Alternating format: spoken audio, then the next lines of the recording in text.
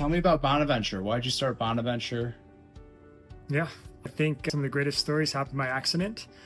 Our family was fortunate enough to own a wonderful piece of land in the 60s that my dad and grandfather could no longer afford the real estate taxes on.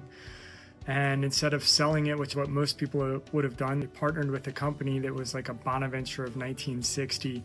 And they said, can we somehow participate in the long-term value creation of owning apartments? And that's somehow they got lucky and found that. And so 40 years later, those apartments had done what everyone hopes that real estate does in their portfolio. It's an inflation hedge, gross cash flow. You're paying off debt with inflated dollars. Every decade there was a refinance and put some money in the bank account, and it was great.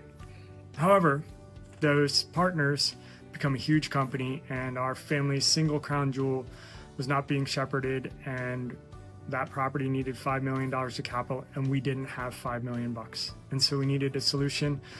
And I was 25 at the time, and I just did what every 25-year-old with not a lot of common sense and a lot of energy does, and says, I'm going to buy a 378-unit apartment complex. And no one told me no. And it was really about solving a complex real estate problem for our family. That, in a nutshell, is why I started Bonaventure.